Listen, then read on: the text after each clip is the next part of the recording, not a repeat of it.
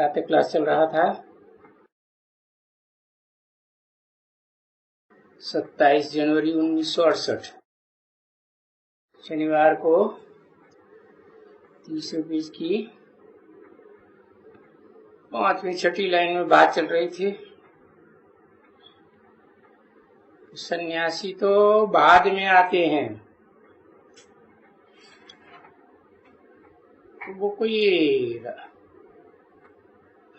नई दुनिया की राजधानी थोड़े ही स्थापन कर सकते हैं।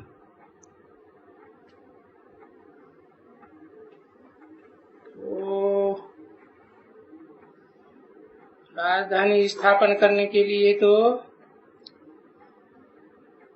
सबसे अंत में आते हैं बाप, जब कोई का बस नहीं चलता तब पीछे बाप आते हैं। तो इनको तो रथ चाहिए, क्योंकि अपना रथ तो इनको है नहीं। एक निराकार है, विदेही है।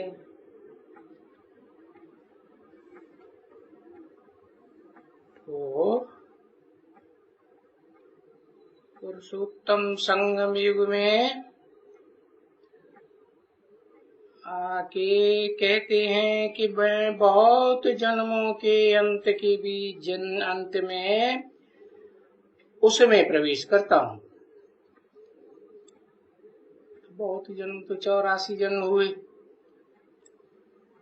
उनका अंत वानप्रस्थ स्टेज अवस्था। तो वानप्रस्थ अवस्था का भी अंत होता है, जिसमें मैं प्रवेश करता हूँ उसका नाम ब्रह्मा रखता हूँ। तो ब्रह्मा में दिखाते हैं शास्त्रों में कि 100 साल की आयु।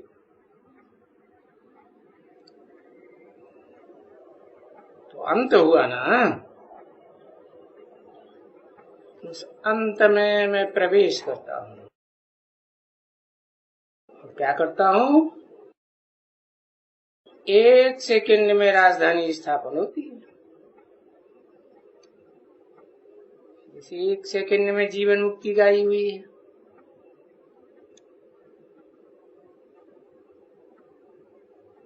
तो यहाँ भी है,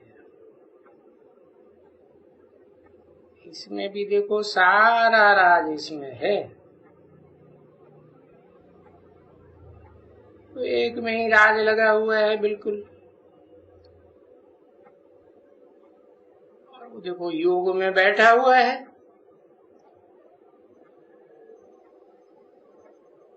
झाड़ के ऊपर है, योग में बैठा हुआ है। बाकी जो बैठा हुआ दिखाया है शंकर, उसकी तो बात ही अलग है बिल्कुल। शास्त्रों में तो उसे दिखाया नाग बलाओं वाला और बैल पर सवारी।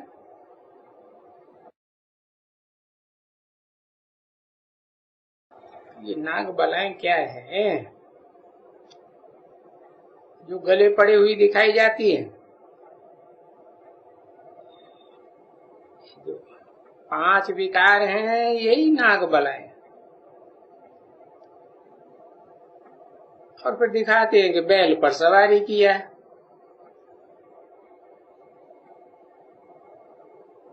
तो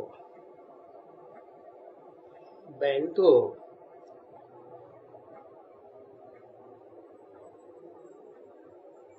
एक बैल कितनी सृष्टि पैदा करता है।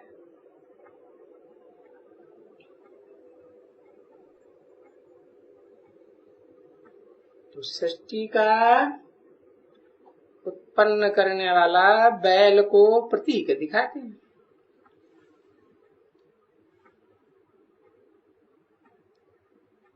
तो ये बैल है। तो कांग्रेसियों ने तो 2 बैल दिखाई दिए। तो जरूर एक दाईं ओर का एक बाईं ओर का होगा। परंतु वो समझा तो नहीं सकते हैं। भाई कभी ऐसी बातें समझाना, ये तो बाप का ही काम है, समझे ना। और यहाँ ही विनाश होने का है।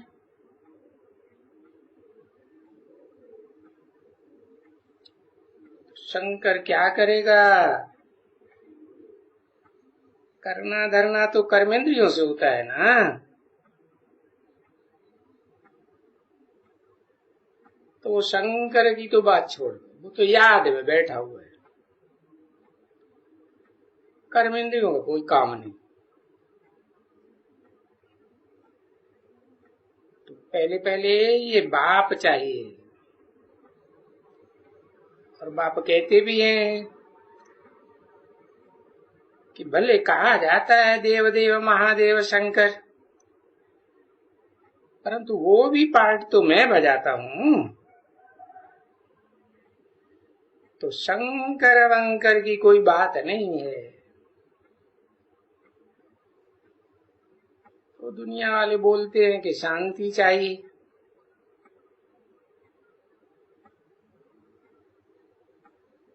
अरे इस सारे भारत में जाओ,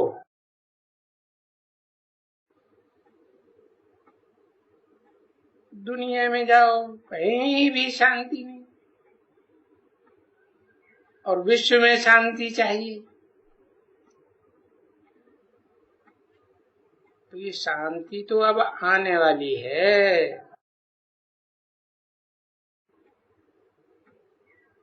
तो देखो, इनके भी आत्माओं की बुद्धि में शांति तो चाहिए ना। तो शांति के लिए तुम बच्चों को आकर पढ़ाते हैं कि तुम आत्मा हो, तुम आत्मा शांत स्वरूप हो।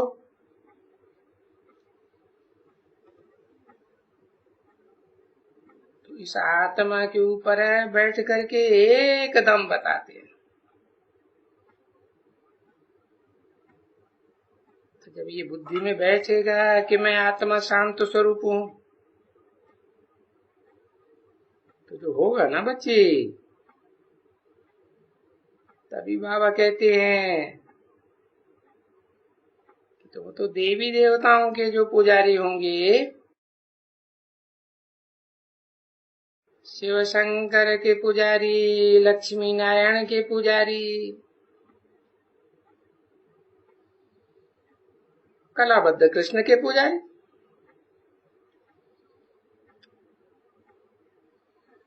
और फिर उसे कृष्ण की समझानी भी दी जाती है, समझाना पड़ता है। कृष्ण को भी कृष्णचंद्र कहते हैं, और फिर राम की भी समझानी दी जाती है, उनको भी रामचंद्र कहते हैं। दोनों को चंद्रमा क्यों कह दिया है?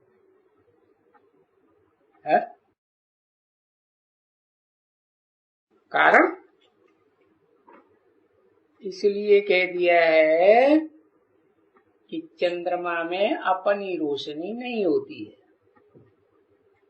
और चाहे वो 16 कलाबद्ध कृष्ण की आत्मा हो, और चाहे वो कलातीत बनने वाला है, जो शास्त्रों में नाम दिया विवस्वत, में सूर्य को आके ज्ञान देता हूं, नाम देता हूं सूर्य। तो ज्ञान की रोशनी देता हूं, तो उसमें अपना ज्ञान था क्या? था? नहीं था।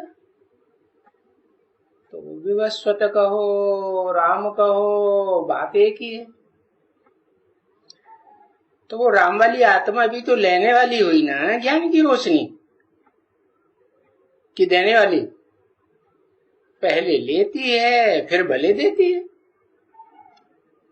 तो जिसमें अपनी रोशनी नहीं है, लेती है, तो सूर्य से चंद्रमा रोशनी लेता है। तो कलाबद्ध कृष्ण की आत्मा हो, या कलातीत राम की आत्मा हो, दोनों ही आत्मा है। चाहे संगम की कृष्ण कहो, चाहे सत्य की कृष्ण कहो, चंद्रमा के रूप में तो दोनों को टाइटल मिलता है। तो जो इनको राम और कृष्ण को मानने वाले होंगे तो वो थोड़ा जल्दी समझेंगे, उनकी बुद्धि में जल्दी बैठेगा। बाकी जो नेचर को मानने वाले हैं या फलाने को मानने वाले, ये साइंस को मानने वाले, साइंसदान को मानने वाले, दूरछाई वगैरह, तो इतना उनकी बुद्धि में नहीं बैठता है, बैठेगा ही नहीं। और फिर जो दूसरे दूसरे धर्म वाले हैं वो भी नहीं। हाँ, जो हिंदू धर्म वाले अपन को कहलाते हैं और हिंदू से दूसरे दूसरे धर्मों में कन्वर्ट हो गए। हाँ। और जो आज तो साइंस से सभी प्रभावित हैं, तो कन्वर्ट होकर के वो पूजा नहीं करते। हाँ। तो दूसरे धर्मों में वो पीछे आएंगे। ऐसे नहीं कि नई दुनिया में वो तुम्हारी तरह पहले आ जाएंगे। हाँ, इस ज्ञान में भी वो आस्ते आस्ते करके पीछे आवेंगे। जैसे वहां कन्वर्ट हुए थे दूसरे धर्मों में, वैसे यहां कन्वर्ट हो जाएंगे। उनकी क्या फिक्रात। तो फिक्रात किसकी करनी है, मेहनत किसके लिए करनी है। फिक्रात तो करनी है, ऐसे थोड़े ही है कि जो आदि सनातन देवी देवता धर्म वाले पहले जिसने बहुत भक्ति की होगी वो कोई वो सन्यासी धर्म में चले जाएंगे, या मुस्लिम धर्म में, बौद्ध या क्रिश्चियन धर्म में चले जाएंगे। अरे वो तो वहां जाएंगे ही नहीं,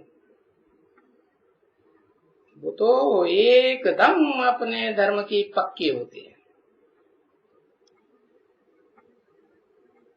आदि सनातन देवी देवता धर्म के पक्के,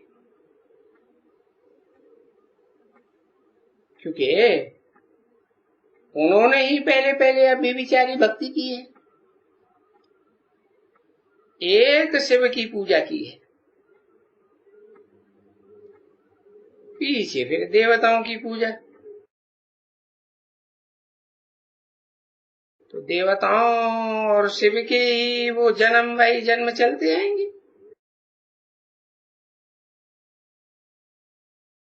बाकी तो जो कन्वर्ट होते हैं वो तो होते ही हैं कच्चे पिछाड़ी वाले,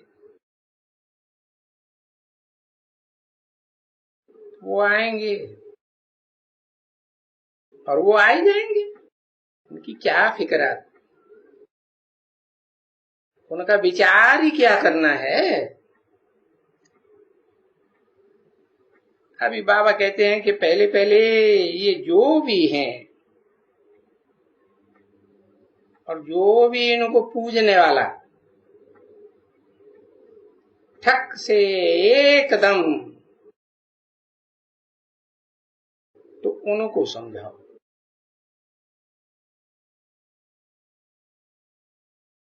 सो भी बाबा समझ कर कहते हैं कि बड़े आदमी तो कभी आएंगे ही नहीं, और फिर भी तुम कोशिश करो,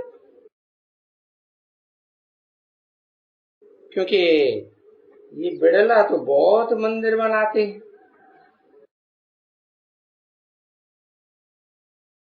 तो उनके पास तो बहुत पैसा है ना। तो धन का अहंकार रहता है तो वो कभी नहीं आएगा, समझा ना।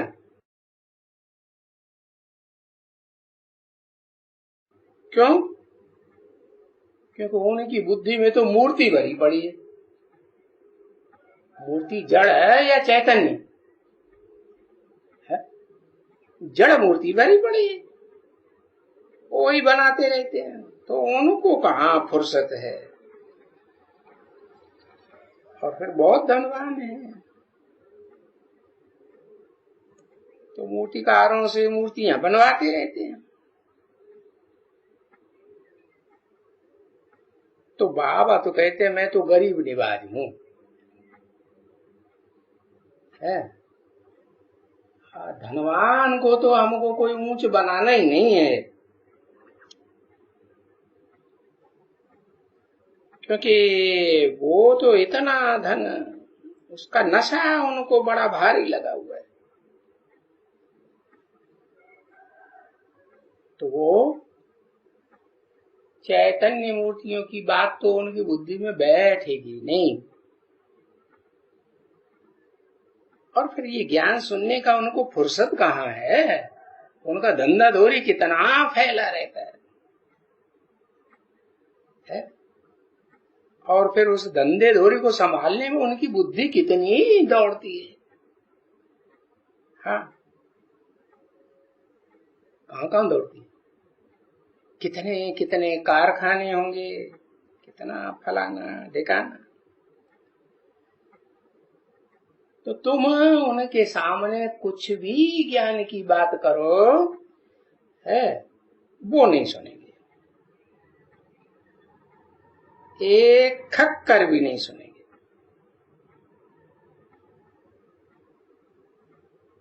क्योंकि सारा दिन उनकी बुद्धि में वहां वो ही दुनियावी धंधा लगा रहता है। बाबा दृष्टांत देते हैं, ऐसे ऐसे जो धनवान होते हैं ना बच्चे, भले वो मंदिर बनाते रहते हैं, क्या, किस लिए? ये नाम कमाने के लिए है, मान मर्तबा लेने के लिए दुनिया वालों से। और धंधे धोरी में उनको पैसे तो बहुत मिलते हैं, तो समझते हैं ये मंदिर बनाने से ही हमको बहुत धन मिलता है, ऐसे बुद्धि में बैठते हैं। और उनको यकीन पक्का होता जाता है कि जितने जितने हम ये मंदिर बनाते जाएंगे हमको बहुत धन मिलता जाएगा। तो ऐसे ऐसे होता है, मंदिर जो बनाते हैं उनको फिर पैसा मिलता है, बहुत बहुत धन कमाते हैं। हाँ, क्योंकि पैसे बगैर तो मंदिर भी नहीं बना सकते ना। तो वो समझते हैं कि ये सभी देवताओं की कृपा है, हमारे ऊपर लक्ष्मी नारायण की कृपा है, फलाने की कृपा है।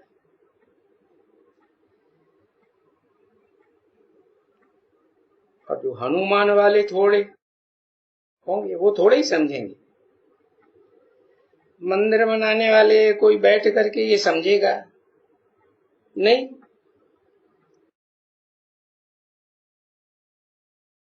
वो तो फिर मत्था खराब कर देंगे। कौन? जो लाल कपड़े पहनने वाले होते हैं ना, हनुमान के पुजारी,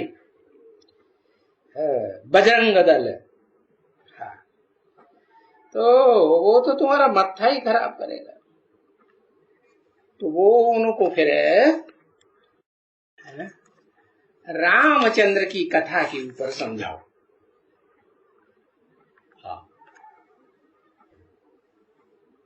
तो फिर वहां ले जा रहे हैं।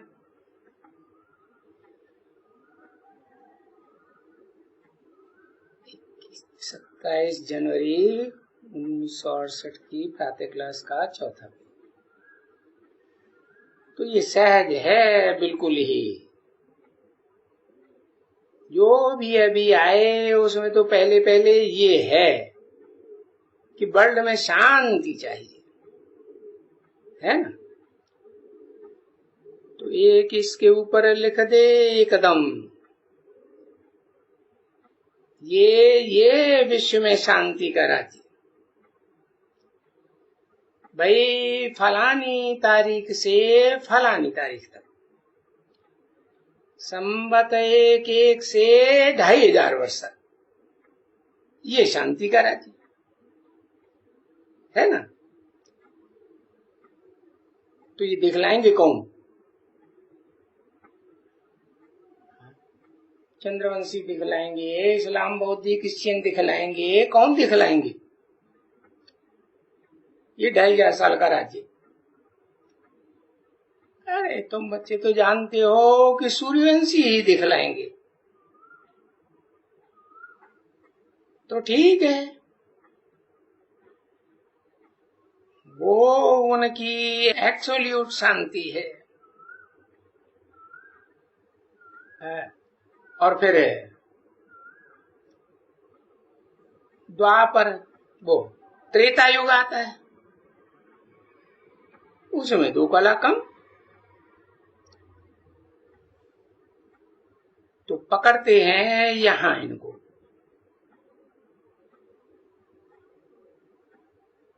भले ये हनुमान उनके राम के बाजू में बैठा हो,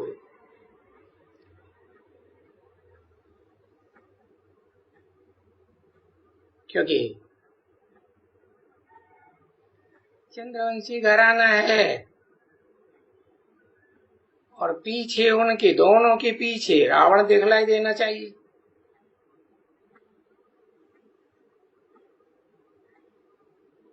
तो ये 2 चित्र। पहले शिव बाबा, वो शिव बाबा तो है ही भले, अब कृष्ण का भी इतना दिखाने की दरकार नहीं है, क्योंकि कृष्ण का तो इनमें आ ही जाता है।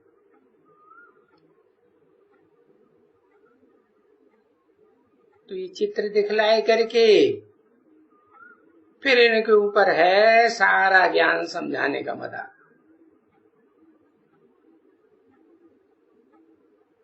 और इनमें है ही शांति, और उनकी शांति तो मूल वतन में है। जिस मूल वतन में हम आत्माएं रहते हैं, शांति तो है वहां। वो लोग को ये तो मालूम नहीं है कि विश्व में शांति कब थी। अब देखो, पूरे विश्व में वो अगर शांति ढूंढेंगे तो कहां ढूंढेंगे, समझे ना। ना आत्माओं के घर को जानते हैं, तो फिर जब जानते ही नहीं तो घर को याद भी नहीं करेंगे।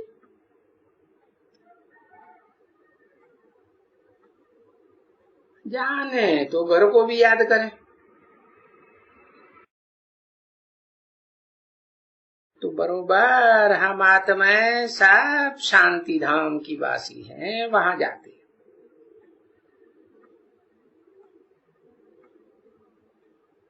आत्मा को स्वरूप ही शांति स्वरूप है, हमारा धर्म ही शांति। अगर अशांति होती है तो फिर हमारा धर्म हुआ आत्मा का कि रावण का धर्म हुआ? वो तो अनेक सिर वालों का धर्म हो गया।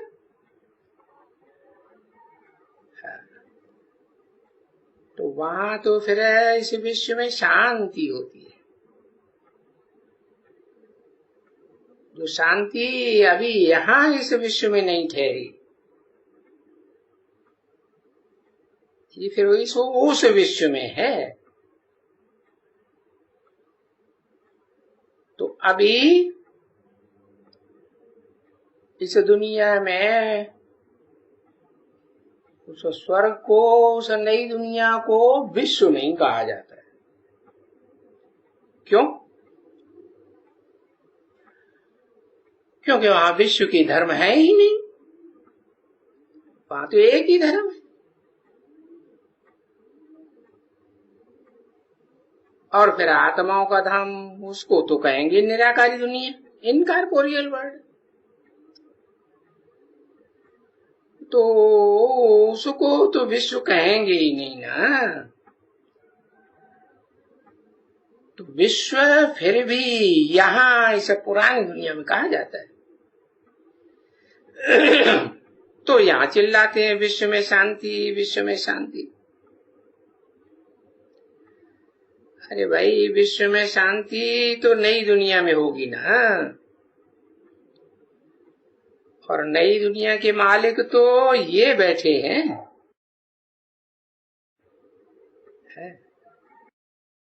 और ये तो नई दुनिया से लेकर के पुरानी दुनिया के अंत तक ऑलराउंड पार्ट बजाते चले आते हैं ना।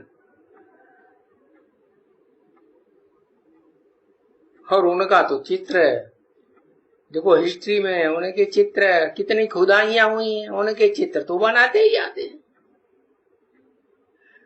उनकी मूर्तियां बनाते ही आते हैं। जो भी खुदाइयां हुई हैं, सबसे जास्ती मूर्तियां किसकी मिली?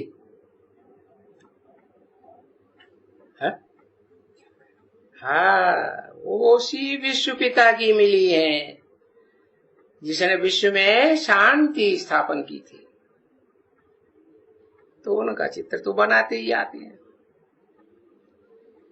तो ऐसे कोई भी आवे और कोई भी होवे, साधारण होवे, असाधारण होवे, कोई भी होवे, तो तुम देखेंगे कि गरीब तो अच्छी तरह से समझ जाते, सो भी उनमें भी कई तो बुद्धू होते हैं, एकदम बुद्धू। उनको भी समझना चाहिए, तो बुद्धि से जांच करनी चाहिए कि हाँ, ये कुछ है, समझू। देखना है, कुछ थोड़ा समझता है, जैसे जो समझने वाला है तो उसको देखो। जैसे कल सुना ये जयपुर में बात, तो वो आया एक, तो वो तो आते ही आते एकदम चरणों पर गिर गया, बोला ये तो रास्ता तो आपने जो बताया बिल्कुल अच्छा है। और वो कहता है हम तो बहुत लंबे टाइम से, बहुत दिनों से रास्ता ढूंढता था, फिर भी कोई रास्ता मिला ही नहीं। अरे वो रास्ता वरी क्या ढूंढेगा, जब मालूम है पहले ही है तभी तो ढूंढे ना। मालूम ही नहीं है तो ढूंढने से फायदा क्या, समझा ना। तो घर का रास्ता ही किसी को मालूम नहीं है, तो कहां चले जाएंगे। घर का रास्ता नहीं मालूम है तो यहां जाएंगे, वहां जाएंगे, है, तो वही क्या ढूंढेंगे। रास्ता का तो बिल्कुल ही पता ही नहीं है, तो एकदम ढूंढेगा वरी कहां। और कोई भी ऐसा मनुष्य तो यहाँ है ही नहीं, दुनिया भर में नहीं है जिसको कोई बाप को किससे भी वर्षा या बाप के पास जिसके पास मुक्ति या जीवन मुक्ति का रास्ता हो उसे ढूंढे,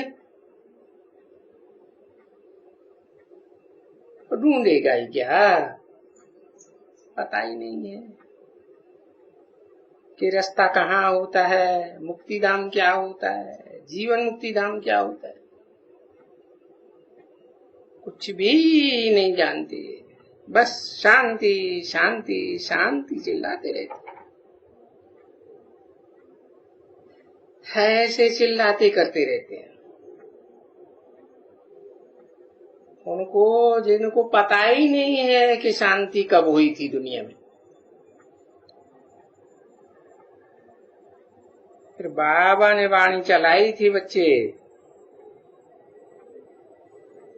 कि उनसे पूछना चाहिए कि तुम जो प्रश्न करते हो,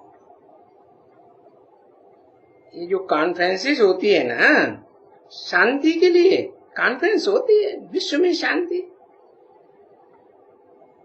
तो उनसे पहले पूछना चाहिए कि विश्व में शांति जो तुम मांगते हो वो कैसी शांति मांगते हो?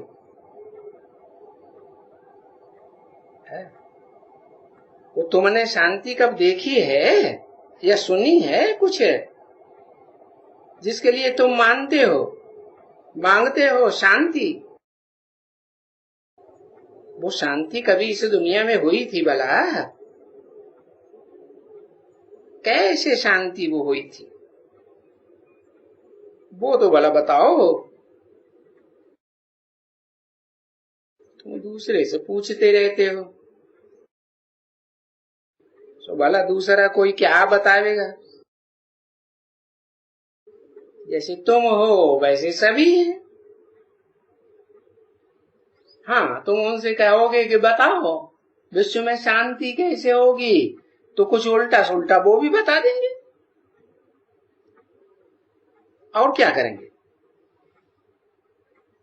क्योंकि शांति तो कोई भी नहीं जानते। क्यों? क्योंकि अपन को देह समझते हैं, आत्मा तो अपन को कोई समझते ही नहीं। तो किसको भी जब तुम जानते ही नहीं हो तो दूसरा बड़ा कोई कैसे जानता होगा? अब तुम जाओ, बड़े के बड़े जो मान्यता प्राप्त है प्रेसिडेंट है उससे जाकर पूछो, अरे भाई शांति विश्व में कैसे हो?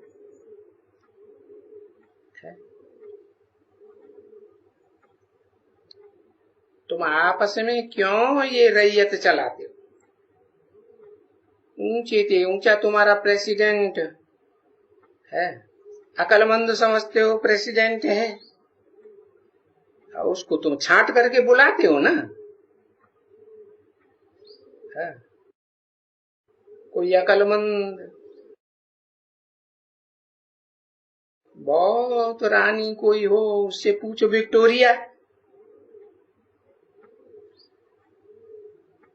आई मीन उनसे कोई आकर के पूछे, महारानी विक्टोरिया से पूछे। अच्छा, कोई अमेरिका की जॉनसन से पूछो। अरे भाई ये बड़े बड़े आदमियों को ढूंढो तो सही, जिनको छांट करके ऊंची गद्दी पर बैठाते हैं। तो यहां इस दुनिया में कोई जानते हैं क्या? नाम है किसका? और तुम तो देखो ढिंडोरा पिटवाते रहते, वो कॉन्फ्रेंस करते रहते हैं, कॉन्फ्रेंस करते रहते हैं, जवाब फिर भी कहां से नहीं मिलता, फैसला कुछ भी नहीं होता। तो तुम तो बच्ची बहुत अच्छी हो, बोलो कि वो विश्व में शांति कैसे होगी, है कैसे स्थापन हो रही है विश्व में शांति, वो हम बताते हैं। 27 जनवरी 1968 की प्रातः क्लास का 5वां पेज। तो ये विश्व में शांति जिसके लिए तुम खुद कहते हो, क्रिश्चियन लोग कहते हैं ना 3000 बिफोर क्राइस्ट पैराडाइज था, तो फिर पैराडाइज में तो शांति ही होगी ना। और पैराडाइज में भी अगर अशांति हो तो फिर इस हेल में वरी क्या होगा, वहां तो फिर और ही अशांति ही अशांति। तो उसी तो हेवन कहते हैं। और उस हेवन में भी अशांति हो तो फिर बताओ फिर शांति कहाँ होगी। ओम शांति।